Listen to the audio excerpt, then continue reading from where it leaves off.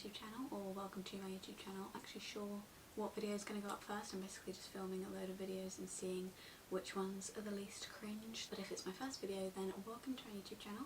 I will be doing a Meet the Booktuber kind of tag where I'm going to be asking for questions on my Instagram, which is at library_libraryofeden if you are interested in following, because I will probably be asking questions there pretty soon, or will have already done so. Today I'm going to be filming my favourite books of last year, 2023. I obviously only just created this YouTube channel, so it's a bit late, but I wanted to show what my favourite books are because I found some really great books that I really loved, and did I just put that in frame? I've got a whole stack of books here and I'm trying to not make them fall over, but I'm also trying to keep them out of frame. Also, let me know if you have any suggestions for my background.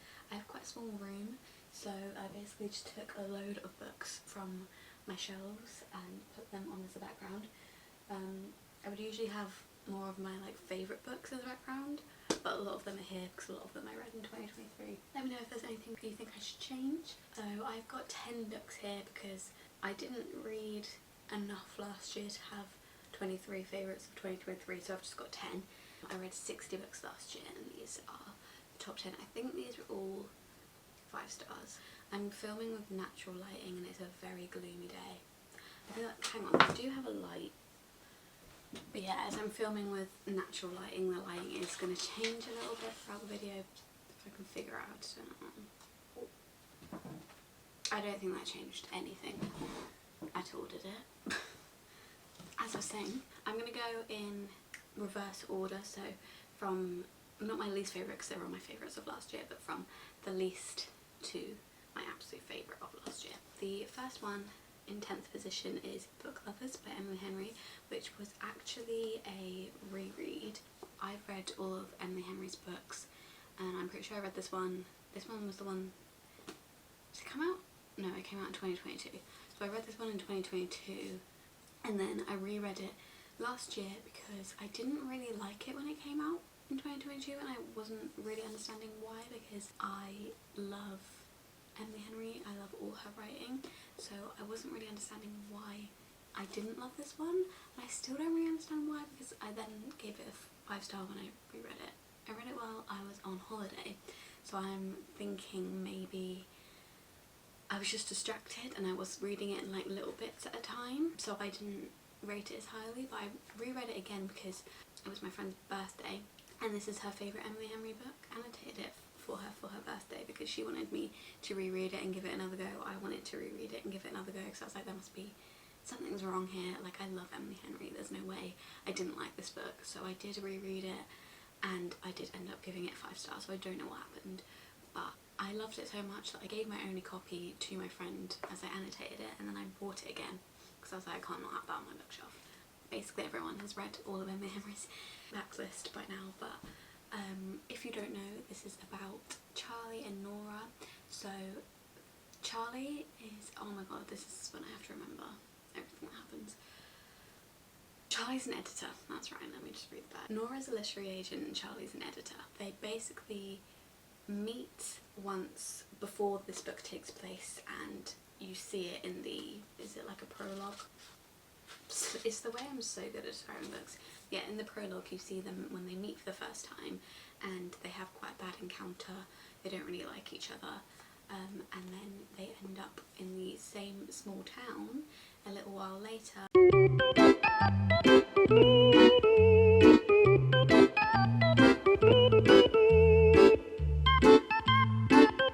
I'm rereading it currently because my friend who I annotated this for actually annotated Beach Read for me for my last birthday at the start of this year. So yeah, I reread this and I gave it 5 stars. I would definitely recommend that you read it, and I also think that a lot of people read this for the first time and it's a little bit different to an Emily Henry book because they're city people.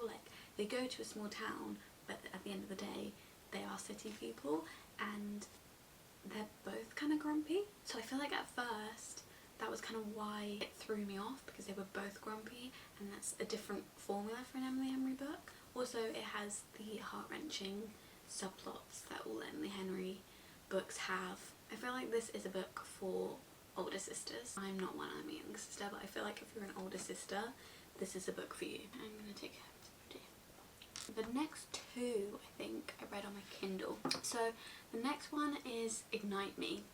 I'll show you guys my Shatter Me book to show you how gorgeous. I have this beautiful special edition from Waterstones. It's like this, and then on the back it has one of the little quotes from it where she like crosses out things. It says, "I have a curse, I have a gift, and I am their weapon, I will fight back." There we go. It's got paper cranes and sprayed edges. I just think it's beautiful, and they're coming out with, I believe, the whole series. I don't know if they're doing novellas. I don't think they're doing novellas, but they're coming out with like the whole series in these. So this is the only one out so far, but I think the other one is now up for pre-order. Anyway, it wasn't Shatter Me that was my favourite, it was Ignite Me, which, what number book is that? Is that the second or the third? I don't know. Something's come off my camera. I don't know what that means. Anyway, so I read Ignite Me. So basically this series is a dystopian fantasy about this girl who is locked away because her touch is lethal, it can kill people, and so she's locked away, but then they bring her out of her prison cell. I believe it was like to be a weapon for the government, and she like fights back. I'm not going to say too much else because a lot happens in this series. It's, I can't remember how many books it is, 5 or 6. It's a big series and a lot happens in it, so I'm not going to say anything else. But Ignite Me is, it's most people's favourite because it's where most of the romance takes place, and the romance in that book is first time I'd ever read like a proper fantasy romance, and I just remember the feeling that it gave me has not been repeated in very many books. Like, the first fantasy romance that you read, that feeling will not be repeated in very many books. It is a whole different kind of romance, don't get me wrong. I absolutely love a rom-com, I absolutely love a contemporary romance, but a fantasy romance is just gonna hit sometimes. And so Ignite Me was also 5 stars. Next one is on my Kindle. I actually have a little case for my Kindle. It's really cute. It's from Etsy. I'll link it down below. And then this is my Kindle. I've got the sage green one. I've just got Taylor Swift tickets. Thinking about the Eras tour. Taylor Swift stickers all over it. They're mostly folklore ones. Except for this one's Evermore. It says Forever is the Sweetest Corn because that's one of my favourite Taylor Swift lyrics. So the next book that was in my favourite books of last year, which I can't, when I was looking through for the books for this video, I couldn't believe that I read this last year. It feels like I read it so long ago, but that was Rock Paper Scissors by Alice Feeney. This was the book that really like got me into thrillers. I loved this book. It's basically about this married couple. They spend the weekend in the Scottish Highlands for a little romantic trip. I think it was their 10-year anniversary, and basically every other chapter some of the chapters, they are named the gift that you would give someone for that anniversary. The different years have different like sort of gifts that you'd give someone. In those chapters you get little excerpts of letters that she's written to her husband over the years, and they kind of reveal more and more things, and you're kind of trying to figure out how they got from where they were to where they are now.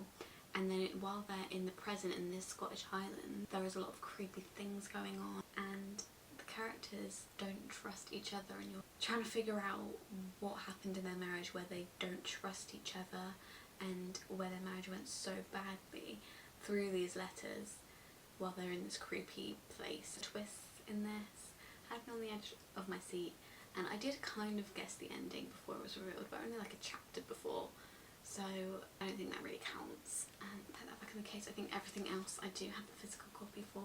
Next we have Divine Rivals, which I read right at the end of last year. In this book we have Iris and Roman. Iris's brother basically goes off to war, and she's writing letters to her brother through this typewriter, but what she doesn't know is that this typewriter is actually delivering her letters to Roman, not her brother. And so her and Roman start to have this conversation between each other, and he knows that it's Iris, but Iris doesn't know that it's him. That's kind of the main basis of the story, and it's kind of a romance through that, but there's also like a fantasy element. Obviously the fantasy element is also the magic typewriter that is delivering these letters to Roman, but there's also a fantasy element of these gods kind of like disappeared a long time ago, but they come back and they're like at war with each other, I think, and they're like recruiting people to fight each side. Iris has to go and be a correspondent for the war, so you also see that side of it a little bit as well. And it's just a really sweet book, and I didn't really care too much for like the fantasy element, but it's very romance heavy, and I'm a sucker for letters. Letters in any romance books, when they start like writing to each other, start writing notes to each other, and I'll fold. Next we have Happy Place by Emily Henry. Sprayed edges, she's so beautiful. This one came out last year, so obviously every year pre-order Emily Henry's books. I read it. I've got Funny Story on pre-order for the signed edition with sprayed edges, so I'm very excited for that. I also think the UK cover of Funny Story is one of the most beautiful covers I've ever seen for a rom-com. But back to Happy Place. This one again isn't my favourite Emily Henry, but every single Emily Henry book is just 5 stars. If you had to ask me to rate them, it would be Beach Read, Book Lovers, Happy Place, People Going on Vacation. I don't know between Book Lovers and Happy Place. Maybe Book Lovers above Happy Place? No, I don't know. I can't rank them. But Happy Place by Emily Henry is basically a second chance romance, which is what I'm a sucker for. It's my favourite trope, second chance romance. So I knew when this book was announced and what it was about, I was like, okay, a second chance romance, I'm gonna eat that up. Wyn and Harriet used to be together, but they broke up. But they're in the same friendship group, and the friendship group is all going on holiday, so they're like, let's just pretend that we're still together while we're on this holiday so we don't ruin everyone's holiday. So it's kind of like fake dating, pretending that they're still dating. They have to share a room because everyone would be like, why are you not sharing a room? They have to share this room on this holiday with all their friends, and they have to pretend to their friends that they're still together. It's a lot of miscommunication in this book, I will warn you now. For the trope that it is, it kind of needs the miscommunication for it to work, and the miscommunication, the annoyance that you get from it is worth it for the story, I think. They're kind of miscommunicating about why they broke up. They won't talk to each other about the breakup, and really if they just talked to each other about it, then maybe they would have realised a bit sooner that they should be giving each other a second chance. And it was very emotional as well. Another classic Emily Henry subplot. The subplot, I think, is like losing friends in your 20s and changing so much as a person, and people not changing with you. I can tell the reread of this is gonna hit now I'm finally in my 20s. Next we have Palace by Lauren Roberts, who has sprayed edges. Actually, I'm kind of annoyed about this one because I had these sprayed edges and I hardly saw anyone else with them. I got this about like 5 months ago, and then Waterstones restocked them. So I'm not cool anymore. I was cool for a couple months. Got caught up in the Powerless frenzy, much like everyone else, and this book, one of those fantasies that just has every single trope you could ever ask for, but it's not like one of those fantasies where you feel like when you're reading a book and you're just like, it's just trying to fit all these tropes in here and it's like annoying. But I think this one flowed really nicely, but it also had all those tropes that you love, like who did this to you, and ball where they all have to dance together, and like daggers to the throat and all of that. It's kind of similar to The Hunger Games, which I've heard a lot of people complain about this book because it's similar to The Hunger Games, but I think if something works, why fix it? The Hunger Games vibe has been done so many times because it just works, and this one is no different. So Payden is living on the streets and she is a thief. So one day the prince comes into where she lives and she bumps into him and she decides to steal from him, but people think that she saved him, and so as a reward she gets put into this trial between all these people that all have powers, because ordinaries, who are people without powers, have been banned from this world. But Payden is actually an ordinary and she's pretending that she has powers. She pretends that her skill was a psychic because it's kind of something that you can just teach yourself by like picking up on something that they're wearing or something that they're doing. Oh yeah, I saw this TikTok the other day that says that psychic on the back of this book is misspelled, and it is. And obviously throughout this all there is the romance between her and the prince. Bit of a forbidden romance. And there's also going to be another book coming out. There's actually going to be a novella. Is it a novella? It's not really a novella, coming out very soon. I've got that on pre-order. And then there's also Reckless, which is a main book that will continue following pages. Next is The Night Circus by Erin Morgenstern. This is a beautiful cover, which is like basically the only reason I bought it, just because it's a beautiful cover, but this was the first fantasy that I ever read. I just read it at the perfect time, I think. I'm kind of scared because I do want to reread it, but I don't want to reread it and not like it. Because part of me feels like I kind of just read it at the right time. I was quite anxious at the time when I read this, and I felt like this book just really takes you out of this world and puts you in a new world, and that was really good for me at the time. And I just remember going through this book so quickly. At the start of this book, I think it's two men make a deal that Celia and Marco, who are the two main characters in this book, from childhood they'll be trained to duel each other to the death. They don't know how or when it's going to happen, and they're just kind of going about their life in this circus. Basically everyone believes that it's just like pretend magic, but there's actually some real magic. Honestly, is it no plot, just vibes? Kind of. It kind of is, because I can't really say much else than that. Like, these people are trained to duel and they are in this circus that goes round and is magic. And they fall in love when they're supposed to duel to the death. It's not very romance heavy, I will say that. Like, it's got a subplot of romance in, but I think most of this book is just pure vibes about this magic circus. And I'm one of those people, I could not read a book with no romance. It's not like completely no romance, but I wouldn't go into it expecting like a fantasy romance. It's like more of a subplot. I love this book so much. Every time I think about it, I'm just like, my heart swells a bit for it because I love it so much. Next, we've got Third Place, so we're in the top 3 now, and that is A Good Girl's Guide to Murder, which I also can't believe I read last year. It feels like I read this a long time ago. I actually have the special edition, quite similar to my Shatter Me one. I think they're the same publisher. I'll show you the Good Girl's Guide to Murder one. Oh, don't fall over. So, just got that on the front, red and silver foiling, and then on the back it says the case is solved, everyone knows he did it, but she's about to prove them all wrong. I'm kind of scared of what As Good as Dead is going to say on the back, because that book broke me. I have ordered the other ones because they're coming out with them all as special editions. I pre-ordered them because I'm ready. I love this series so much, and also it's got like sprayed edges of like, what are they called? Like a crime wall. But yeah, I've got the paperback as well. My paperback's a bit ruined. I read this whole series last year. I think I read this like pretty early last year because I thought it was 2022 that I read this.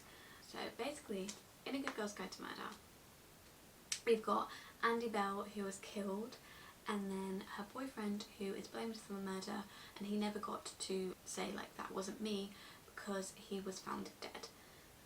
And it was assumed that he killed himself because he felt so guilty for killing his girlfriend. Then Pip decides that for one of her A-level projects, which is when you're 16 to 18 in the UK, I believe that this book, when you read it in America, it is based in America, so they probably say it's like for some other project, but in the UK it's like, what's it called? Oh, an EPQ. Throughout it there's a romance between her, the boyfriend of Andy Bell's brother. It's a fast, easy read, and it also keeps you on the edge of your seat. I was actually so sad when I finished this series, but I'm very excited to watch the TV show. Sorry if the camera position has moved a bit. My camera had a bit of a freak out, but we're back. On the top 2 now, and these are both in the same series, and don't judge me. Okay, I never claimed that my favourite books are masterpieces. I claimed that they are fun and I enjoyed them. Fourth Wing and Iron Flame. I don't actually have the sprayed editions of either of these. So. But I read Fourth Wing October-ish last year. Oh, this is making my lighting go weird. I'll put it down. I don't care if people think that it's not the most masterfully written thing in the world. It was so fun and I loved every second of it. So at this college you can either go into, there's 4 quadrants, and I'm not going to name them all because I can't remember, but Violet was going to go into the scribe quadrant until her dad died, who was a scribe, and then her mum was like, you're going into the writer's quadrant, which is where you have a dragon and you learn to ride a dragon, and it's obviously a lot less safe and a lot more physical than being in the scribes. she's not all that confident or all that physically equipped to be doing the Writers Quadrant, but she joined. It basically follows her journey of starting the Writers Quadrant and going through all these trials that they have to go through in their first year at this college. Honestly, it's just fun, and the romance in this, unlike any other, I just had the time of my life reading it, and it gave me the same feeling that Ignite Me gave me, and I loved it so much, and it makes my camera go weird when I hold it up. But this is one of my 6-star books, and I'm not going to be ashamed of that, because the vibes while reading this were everything, and I wish I could read it again for the first time, and I'm so jealous of anybody that hasn't read it. If you haven't read it and you love fantasy and romance, please give this book a go. It is so good. And also, I have ordered the paperback of Fourth Wing, because I'm going to be rereading it and annotating it, because for some reason I can't annotate hardbacks. That was actually my top one, so I did that in the wrong order. My second one is Iron Flame, which most people hated this book. I understand, it is a brick. The writing is small, the writing is tiny, and for this big of a book, like, that is insane. And it did take me a couple weeks to read, which I feel like is why a lot of people probably didn't like it, because of how long it took to read. I loved every minute of it, and I never wanted it to end. If this book took me months to read, I would be happy. No book has ever transported me into another place quite like these did. I'm not going to say too much about this book because it will spoil this book, but it still follows Violet, it still follows Xaden, it's still full of romance, and I loved every second of it, and I also really want to reread this one and annotate it. Like, I could just open these books on any page and probably cry. So those were my top books of 2023. I hope you enjoyed this video. I'm sorry if I keep looking over there. I'm really bad for looking in the viewfinder, and also my camera's temperature keeps going up. It's scared it's going to explode or something. But really enjoyed filming this video. I hope you enjoyed it. If you did, please give it a like, comment, anything you want, your top reads of 2023, and subscribe if you want to see more videos, because I will hopefully be posting twice a week. I do work a 9 to 5, so that might be quite hard. It might be once a week, I don't know yet. We'll have to figure out my schedule, and I will see you in my next video.